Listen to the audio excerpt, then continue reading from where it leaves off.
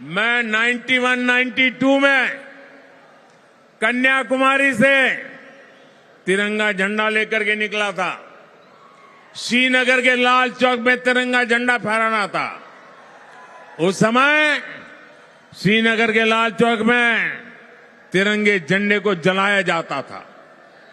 तिरंगे झंडे को जूतों तले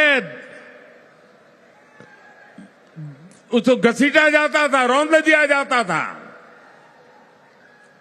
और मुझे याद है, यहां रायचूर के लोग होंगे तो उनको मैं बताना चाहता हूं, ये करीब 30-35 साल पहले की बात है।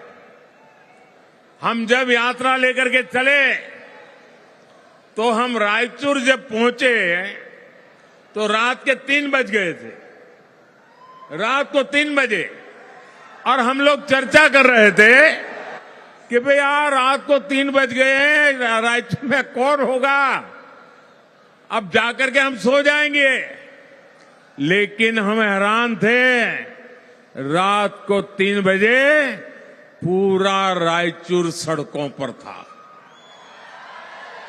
और मैंने आज से 35 साल पहले रायचूर के लोगों का जो प्यार देखा था ना, जो उत्साह देखा था, जो ताकत मिली थी, जब प्रधानमंत्री बना तो 370 हटा के रहा।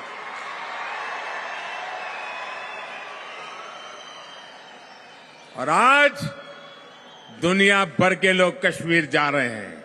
हिस्ट्री में इतने टूरिस्ट नहीं गए थे, इतने आज कश्मीर जा रहे हैं। और एक ನನ್ನ ನೆಲದ ಭಾಷೆಯು ದೂರ ಬಲು ದೂರ ಈ ಮನಕಂತೂ ದಾರಿ ತೋರುತ್ತಿದೆ ಆ ಭಾಷೆಯದೇ ಬೆಳಕು ಬೆಳಕುವ ಬೆಳಕು ಬೆಳಕುವ ದೂರ ಎಷ್ಟೇ ಹೋಗಿ ಈ ಭಾಷೆಯಿಂದ ದೂರವಾಗಲಾರಿರಿ. ವಿಮಲ್, ನಮ್ಮ ಭಾಷೆ ಕೇಸರಿ. कांग्रेस वाले संविधान के नाम पर रोटियां सेकने निकले, SC/ST के नाम पर रोटियां सेकने निकले।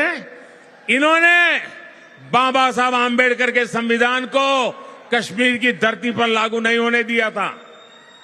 कश्मीर का संविधान अलग था। बाबा साहब आंबेडकर का इससे बड़ा अपमान क्या हो सकता है? भारत के संविधान का इससे बड़ा अपमान क्या हो सकता है? SC/ST कम्युनिटी को जम्मू कश्मीर में आरक्षण 70 साल तक नहीं मिला। 370 ने अटका के रखा था। संविधान वहां घुस नहीं सकता था। ये बाबा साहब आंबेडकर को मैंने श्रद्धांजलि दी है, मैंने संविधान का सम्मान किया है और 370 हटा करके जम्मू कश्मीर के दलितों को आरक्षण का अधिकार दिया है। भाइयों बहनों, कांग्रेस हमेशा SC/ST, OBC और महिला विरोधी रही है। बीजेपी ने देश में पहली बार एक आदिवासी महिला को राष्ट्रपति पद के लिए आगे बढ़ाया। लेकिन आदिवासी महिला को चुनाव हराने के लिए ये इंडिया अलायंस ने पूरी ताकत लगा दी, पूरी ताकत लगा दी। और इसके पहले 2014 में जब हम जीत के आए और हमें जब पहली बार राष्ट्रपति के चुनाव के लिए जीतने की संभावना लगी तो हमने एक दलित मां के बेटे रामनाथ कोविंद को राष्ट्रपति पद के लिए हमने उम्मीदवार बनाया। उसको हराने के लिए पीछे लग गए लोग। यानी दलित राष्ट्रपति बने, ये कांग्रेस को मंजूर नहीं। महिला राष्ट्रपति बने, आदिवासी महिला राष्ट्रपति बने, उसका भी विरोध। कांग्रेस देश के संविधान की कभी परवाह नहीं करती। कांग्रेस सरकार ने बाबा साहब आंबेडकर के संविधान के खिलाफ जाकर OBC आरक्षण में लूट चलाई है, OBC आरक्षण में सेंधमारी की है। कांग्रेस ने OBC आरक्षण को धर्म के नाम पर बांट दिया है। अब यही आरक्षण विरोधी एजेंडा ये पूरे देश में लागू करना चाहते हैं। साथियों, कांग्रेस का भ्रष्टाचारी पंजा अब आपकी संपत्ति हड़पना चाहता है।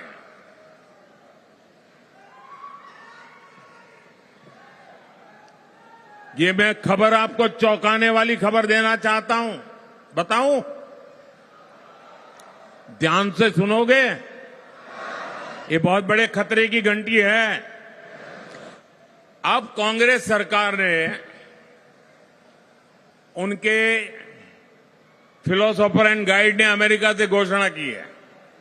2011-12 में उनके फाइनेंस मिनिस्टर ने इच्छा जाहिर की थी और कांग्रेस के मैनिफेस्टो में लिखा है कि वो देश की जो भी लोगों की संपत्ति है उसका हिसाब किताब करेंगे, एक्सरे लगाएंगे। एक्सरे आपके लॉकर में क्या पड़ा है, हमारे पास गहने कितने हैं, सोना कितना है, हिसाब लगाएंगे और फिर एक कानून लाने वाले हैं। आप मुझे बताइए, हमारे देश में हम लोग जो है परिवार में कोई भी माँ बाप होंगे वो मेहनत करके कुछ न कुछ बचाते हैं कि नहीं बचाते? बचाते हैं कि नहीं बचाते? जो भी उनकी ताकत होगी कुछ न कुछ बचाते रहते, नहीं बचाते? और उनके मन में क्या रहता है? उनके मन में रहता है कि मरने के बाद ये बच्चों के काम आएगा। ऐसा होता है कि नहीं होता है? वो अपने संतानों को देख करके जाना चाहते हैं ना। अब ये कांग्रेस की नजर उस पर है। आपने मेहनत करके जो कमाया, घर बनाया, गाड़ी ली, कुछ सोना ला करके रखा, कुछ एफडी बना करके रखी, पाई पाई बचा करके कुछ इकट्ठा किया। क्यों?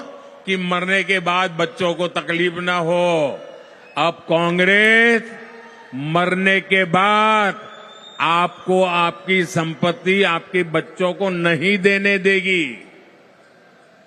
कांग्रेस ने इनहेरिटेंस टैक्स की बात कही है, मतलब आपके पास जो है उसमें से आधे से ज्यादा 55%, 55% ये कांग्रेस की गठबंधन की सरकार दिल्ली में बैठेगी तो वो उसको हड़प कर लेगी और लेकर के अपनी वोट बैंक के लोगों को बांट देगी। आप बताइए, आपने अपने बच्चों के लिए जो इकट्ठा किया है वो सरकार को हड़पने देंगे क्या? लेने देंगे क्या? या आपकी संपत्ति आपके पास रहनी चाहिए कि नहीं रहनी चाहिए? मुझे बताइए, ये आपकी रक्षा कौन करेगा? कौन करेगा? ये आपकी लूट को कौन बचाएगा? मैं आपको गारंटी देता हूं, ये मोदी बचाएगा।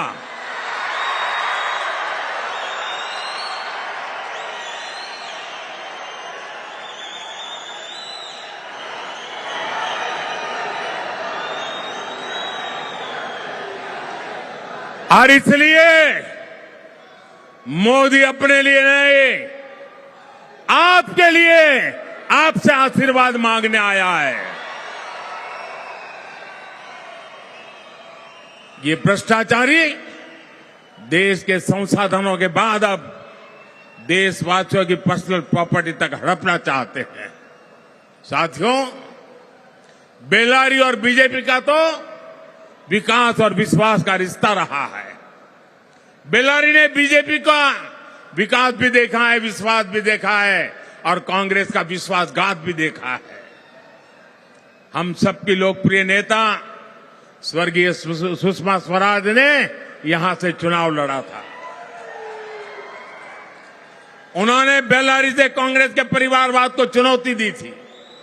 हार के बावजूद सुषमा जी लगातार बेलारी के साथ अपना नाता जोड़ के रखा। बेलारी के सुख दुख के साथ वो हमेशा जुड़ी रही। बहन सुषमा जी बाद में भी बेलारी आती थी, यहां के लोगों से मिलती थी, लेकिन कांग्रेस की मुखिया मैडम जिन्हें बेलारी ने चुनाव जितवाया, उन्होंने कभी बेलारी की परवाह नहीं की। भाइयों बहनों, आपके साथ दगा किया, धोखा किया आपके साथ। अब तो हाल ये है कांग्रेस के नेताओं का मैंने पार्लियामेंट में कहा था